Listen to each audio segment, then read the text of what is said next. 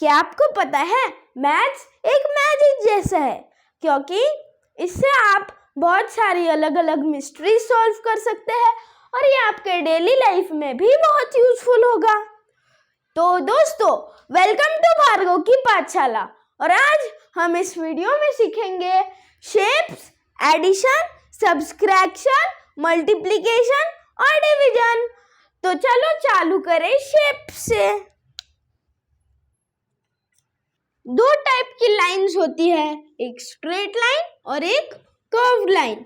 तो straight line के types होते हैं हॉरिजॉन्टल लाइन, वर्टिकल लाइन और स्लैंटिंग लाइन। और इन्हीं सारे लाइंस की मदद से हम शेप्स भी बना सकते हैं। तो चलो स्टार्ट करें प्लेन शेप से। ये है एक ट्रायंगल, इसके अंदर 3 साइड्स होते हैं और 3 कॉर्नर होते हैं। ये है एक स्क्वायर, इसके अंदर 4 साइड्स होते हैं और 4 कॉर्नर्स होते हैं और ये सारे इक्वल होते हैं। ये है एक रेक्टेंगल, इसमें भी 4 साइड्स और 4 कॉर्नर्स होते हैं। जो साइड्स अपोजिट होते हैं वो इक्वल होते हैं। और ये है एक सर्कल, जिसमें कोई भी साइड नहीं है और ना ही कोई कॉर्नर है। ये सिर्फ राउंड और राउंड जाता है, जो कर्व लाइन से बनता है। तो चलो देखें कि अभी इस फिगर में कितने टाइप के साइड्स है। तो ये पहला है हॉरिजॉन्टल लाइन, ये है एक वर्टिकल लाइन और ये 2 स्लैंटिंग लाइंस है। तो चलो स्टार्ट करें 3D शेप से। तो ट्रायंगल का 3D शेप है कोन, स्क्वायर का 3D शेप है क्यूब, रेक्टेंगल का 3D शेप है क्यूबॉइड और सर्कल का 3D शेप है स्फीयर। तो चलो इसके कुछ एग्जांपल्स देखें।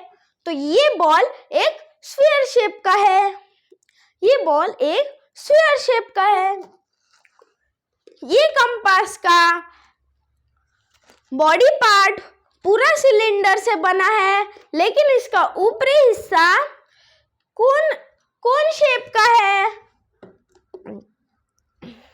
ये है एक रूबिक्स क्यूब, जो एक क्यूब का एग्जाम्पल है। और अगर हम ये ऐसे देखें तो ये रेक्टेंगल दिख रहा है, लेकिन अगर हम इस बुक को ऐसे पकड़े तो ये हमें क्यूबॉइड दिखता है। ये तो हो गए सारे शेप्स, और आप भी अपने घर पे ऐसे ही बहुत सारी चीज़ों को ढूंढ के शेप्स की प्रैक्टिस कर सकते हैं। हेलो फ्रेंड्स, अगर आपके पास आपके मम्मी ने आपको 2 चॉकलेट्स दिए और आपके दोस्त के बर्थडे में आपने गेम्स जीत के और 3 चॉकलेट्स कमाए, तो आपके पास कितने चॉकलेट्स होंगे? ऐसे ही क्वेश्चंस का आंसर करने के लिए हम एडिशन का यूज करते हैं। तो चलो एडिशन कैसे करते हैं ये सीखते हैं। तो समझो, अगर आपके पास पहले से 4 लड्डू है और आपकी दादी ने आपको और 2 लड्डू दे दिए, तो आपके पास कितने लड्डू होंगे? तो ये सॉल्व करने के लिए आपको अपनी 2 उंगलियां निकालनी है और उसके बाद दूसरे हाथ की 4 निकालनी है और उसके बाद इन्हें एकीकृत करके उसको काउंट करना है, जैसे कि ये 1 2 3 4 5 और 6। तो आपका आंसर आ गया है 6। अभी हम सीखेंगे डबल डिजिट एडिशन। तो डबल डिजिट एडिशन में सबसे पहले आपको टेंस और वंस का कॉलम बनाना पड़ता है और फिर आपको उसके अंदर नंबर लिखना पड़ता है, जैसे कि 2 टेंस और 1 1। उसके बाद फिर आपको जो नंबर ऐड करना है उसके पहले एक एडिशन का साइन लगा के नीचे वो नंबर लिख देना है और वो नंबर लिखने के बाद एक लाइन खींच के आपको फिर से एडिशन करनी है, जैसे कि 1 + 2 = 3 और 2 + 3 = 5। तो चलो अभी हम कैरी ओवर एडिशन सीखें। तो कैरी ओवर एडिशन के लिए भी आपको टेंस और वंस का कॉलम बनाना पड़ता है। फिर आपको कोई नंबर्स लेने पड़ते हैं, जैसे कि 67 + 24। तो समझो कि आपके पास 67 पेंसिल्स है और आपकी सिस्टर ने आपको और 24 पेंसिल्स दिए, तो आपके पास कितने पेंसिल्स आए? तो ये करने के लिए हमें छोटा नंबर जो है 4 उसको माइंड में रखना होगा और बड़ा नंबर जो है 7 उसे उंगलियों पे रखना होगा। और इसके बाद हमें उनके एडिशन करके अगर हमें 11 नंबर आया तो हमें पहले नीचे एक 1 लिखकर ऊपर एक सर्कल में एक 1 लिखना होगा और उसके बाद 6 + 2 = 8 और उसमें और एक 1 ऐड करने के बाद आता है 9। तो आंसर है आपके पास 91 पेंसिल्स है। तो आप एडिशन सीख चुके हो। तो आपके एग्जाम में आपको वर्ड प्रॉब्लम्स भी आ सकते हैं। तो चलो आज वर्ड प्रॉब्लम्स भी सॉल्व कर लेते हैं। तो वर्ड प्रॉब्लम है कि if a woman buys 15 mangoes, 20 apples and 13 oranges, how many fruits she has brought. मतलब कि एक वुमन है जिसने 15 मैंगो, 20 एप्पल और 13 ऑरेंजेस खरीदे हैं, तो उसने टोटल में कितने फल खरीदे। तो इसका आंसर निकालने के लिए सबसे पहले हमें लिखना है मैंगोज का M, जिसका मतलब है नंबर ऑफ मैंगोज, और बाद में लिखना है 15। फिर हमें लिखना है A, जिसका मतलब है एप्पल्स, यानी कि नंबर्स ऑफ एप्पल जो है 20, और उसके बाद हमें लिखना है O फॉर ऑरेंजेस, और उसके बाद हमें उसका भी नंबर लिखना है और फिर इसे ऐड करना है। तो सबसे पहले 5 + 3 होता है 8 और 1 + 2 + 1 = 4। तो आंसर इज 48, यानी कि उस महिला ने टोटल 48 फ्रूट्स बाय किए, या फिर इंग्लिश में कह सकते हैं कि the women brought 48 fruits in all. समझो कि आपके मम्मी ने आपको 10 चॉकलेट्स दिए हैं और 5 अपनी बहन या फिर भाई को देने के लिए कहा है। लेकिन 2 चीजें हो सकती है कि आपको अगर सब्सट्रैक्शन ना आती हो तो आप अपनी बहन को ज़्यादा दे दो या फिर कम दो, और मम्मी को जब ये पता चले तब वो आपको मार खिलाए। तो इससे बचने के लिए आज हम सीखेंगे सब्सट्रैक्शन। तो समझो कि आपको इसे सब्सट्रैक्ट करना है, तो सबसे पहले आपको 4 उंगलियां लेनी है और उनमें से 2 उंगलियों को नीचे करना है, और जितनी उंगलियां ऊपर है वो आपका आंसर हो गया। जैसे कि 4 - 2 = 2। अभी हम सीखेंगे डबल डिजिट सब्सट्रैक्शन, जिसमें सबसे पहले आपको एडिशन जैसे ही टेंस और वंस का कॉलम बनाना पड़ेगा और उसमें आपको नंबर लिखना पड़ेगा, जैसे कि 21 - 10। तो 1 - 0 है 1 और 2 - 1 का आंसर होगा 1। तो आंसर हो गया 11। चलो तो अभी बोरोइंग का सब्सट्रैक्शन सीखे। तो समझो कि आपको ये 20 में से 11 निकालना है। तो 0 - 1 तो हो नहीं सकता, तो इसके लिए सबसे पहले आपको 0 को एक कट मारना है और यहाँ पे लिख देना है 10 और यहाँ पे 2 को भी एक कट मार के 1 लिख देना है। तो 10 - 1 9 होगा और 1 - 1 का आंसर होगा 0। तो आप अभी बोरोइंग का सब्सट्रैक्शन भी सीख चुके हो। तो अभी सब्सट्रैक्शन का वर्ड प्रॉब्लम सीखे। तो in a class there are 98 students out of which 45 are boys and remaining are girls. How many girls are there? मतलब कि एक क्लास में टोटल 98 स्टूडेंट्स है और उनमें से 45 स्टूडेंट्स बॉयज है, तो और बाकी के सारे गर्ल्स है। तो कितने गर्ल्स है वहाँ पे? तो इसके लिए सबसे पहले हमें क्लास में के टोटल बच्चों का नंबर लिखना पड़ेगा।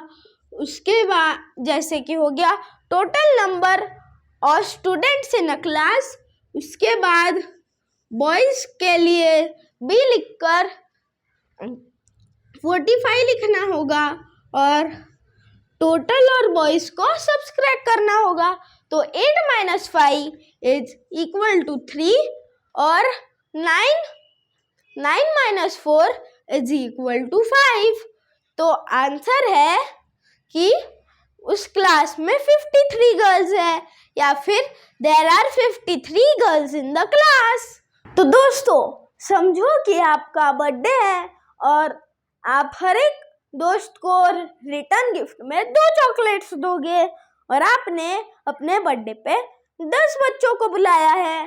तो फिर आप सोच में पड़ गए कि अरे यार अभी मुझे कितने चॉकलेट्स खरीदने पड़ेंगे।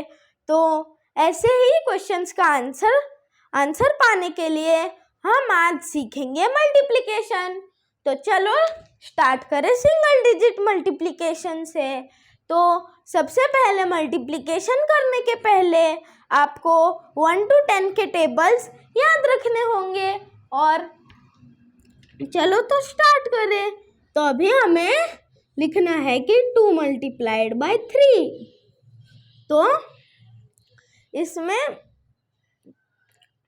2 के टेबल में 2 × 3 = 6 होता है, तो आपका आंसर होगा 6। तो अभी हम करेंगे डबल डिजिट। तो समझो कि आपको इसका आंसर पाना है जो है 12 × 4। तो सबसे पहले आपको इन 2 नंबर्स को मल्टीप्लाई करना है। तो 2 × 4 = 8 और उसके बाद आपको इन 2 नंबर्स को मल्टीप्लाई करना है। तो 1 × 4 = 4।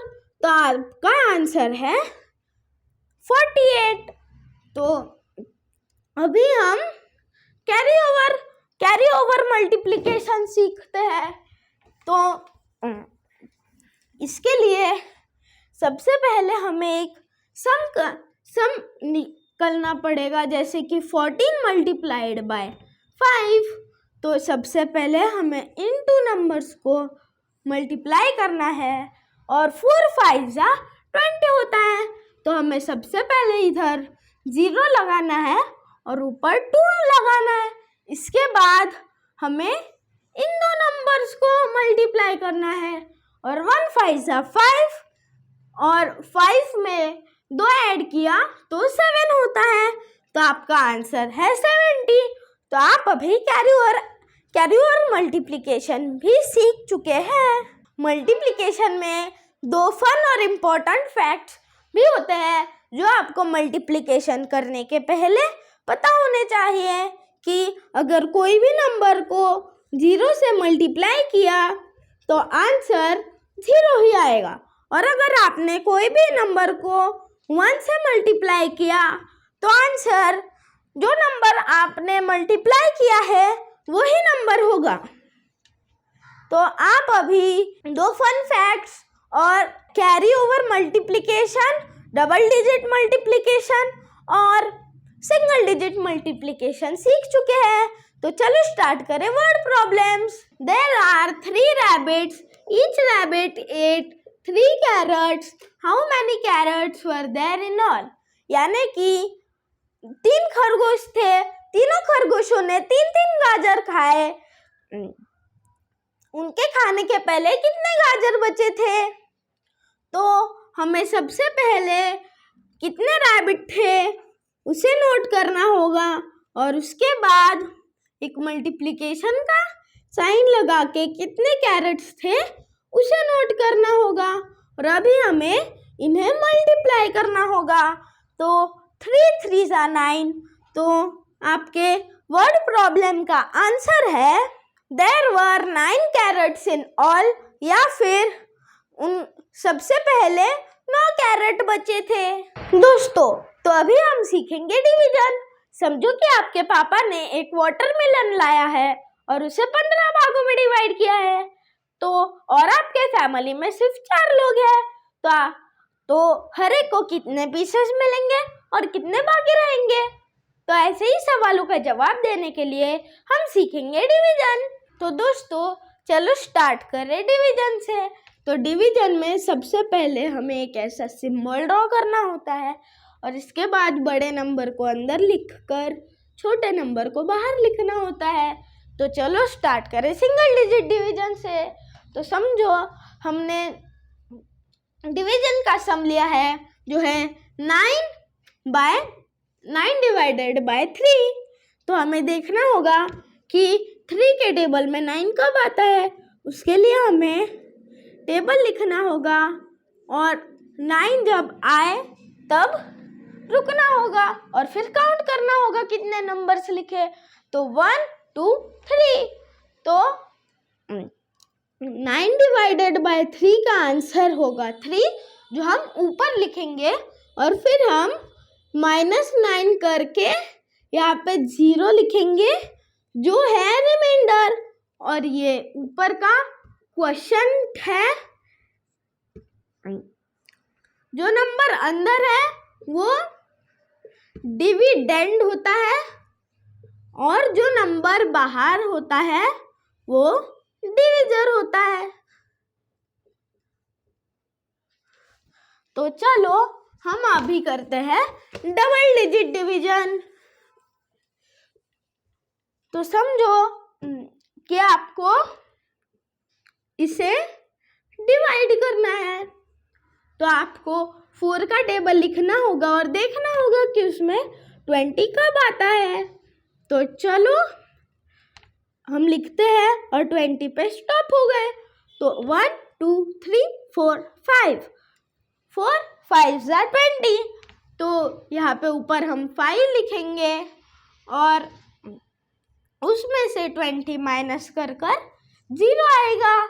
अभी हम डबल डिजिट में ही एक अलग टाइप के डिवीजन सीखते हैं जिसे हम बिना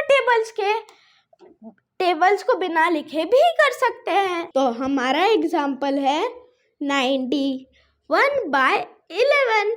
तो 11 के टेबल में 9 भी नहीं आता और 91 भी नहीं, तो हमें 91 के पहले उसका सबसे करीब वाला नंबर देखना होगा जो है 88।